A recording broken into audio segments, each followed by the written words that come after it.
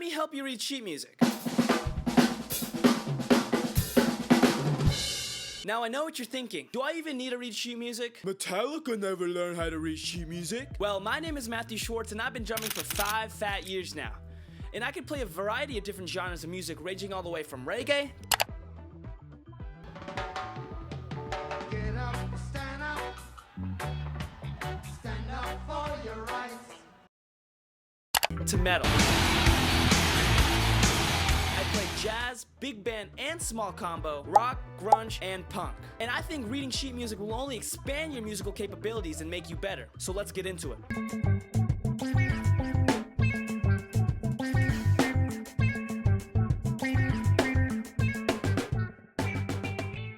Tempo. Tempo is often referred to as BPM, or the amount of beats per minute there are in a song. You often see this at the top of a chart with the tempo listed at a certain BPM. For example, quarter note equals 126. We also use some Italian words to signify different tempo ranges. We use Italian words because during the Baroque and Renaissance periods, Italy was the most prominent in music composition and notation. Some of the words you're most likely to see would be allegro, meaning in a fast and lively tempo, lento, meaning in a slow tempo, adagio, meaning relaxed and easy, andante, meaning in a walking or a moderate tempo, allegretto, meaning in a moderately fast tempo, in between andante and allegro, and presto, meaning in a quick tempo, usually between 160 and 200 beats per minute. Time signatures. Here's an example of a time signature. The number on the top represents how many beats there are in a measure, and all a measure is a certain segment of music we use to organize and structure. The bottom number is what type of notes the top number represents. The bottom number works just like fractions. Yes, the thing you'll learn in elementary school. And when you apply this to music and there's a 4 on the bottom, that would make the time signature equal to quarter notes. And in this example, since our time signature is 4/4, we would have 4 quarter notes per measure. 4/4 is the most common time signature you'll probably see, and the foundation of your music. Once you get that down, then you can start adding rhythm and melody on top of it. If you guys want personalized lessons on reading sheet music and notation, you guys should check out my website. I do private lessons and the first one's free. The link in the description will be down below. Note values. Note values are pretty much all the different types of notes you can see in sheet music. Here's an example. This is a quarter note. If there are 4 of these in a measure of 4/4, what would that sound like?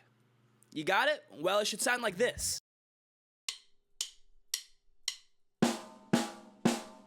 Pretty simple, but let's get into other note values you'll probably see in your sheet music.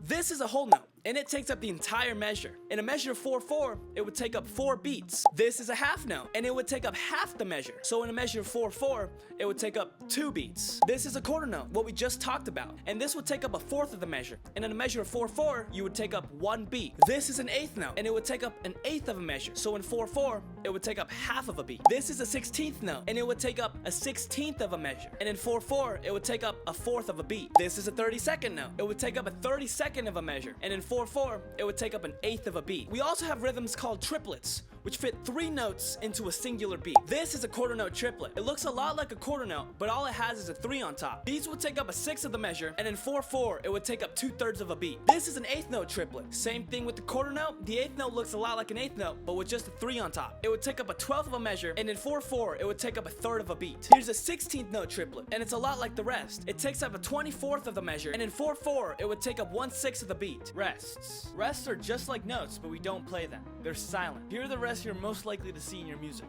Here we have your whole note rest, which kind of looks like an upside down hat and takes up the entire measure. In 4/4, it would take up 4 beats. Here's a half note rest, which looks like a right side up hat. I like to imagine a magician's hat and having bunnies inside of it. And when you have bunnies inside of a right side up hat, the bunnies fall, and maybe like half of them stay. So that's your half rest. But the whole rest, the hat is upside down and all the bunnies are alive and they're still,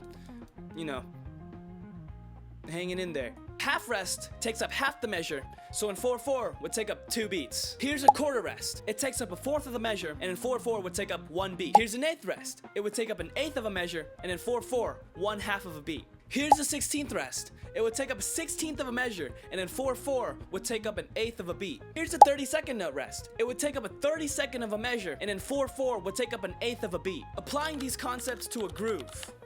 Let's analyze this groove. As you can see, luckily for us, it's in 4/4. It's a basic funk groove with the snare on 2 and 4 and the hi-hat playing constant 16th notes. Bass drum looks like they'd be landing on the 1 and a, and the 3. When counting out 16th notes, I like to use 1 eana, 2 eana, 3 eana, 4 eana. This helps us signify what part of the beat they're on, whether it's the first partial, second partial, third partial, or fourth. As you can see, the first bass drum pattern is only played on the first partial and the last 2 partial. Although you would technically call this rhythm a 16th note partial, the first bass drum hit is technically an 8th note since it's missing that second stem. Take a second and try to internalize it yourself, and I'll play it for you slowly so you can hear how it sounds.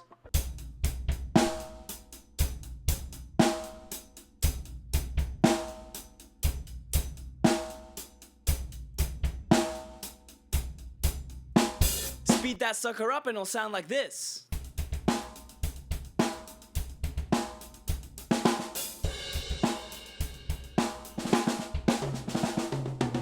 Alright, that's the end of the video. I hope you guys enjoyed and got something useful out of it. If you guys want to see more like this, you should like, share, comment, and subscribe. And check out my last video in the link in the description down below. But until next time, stay groovy.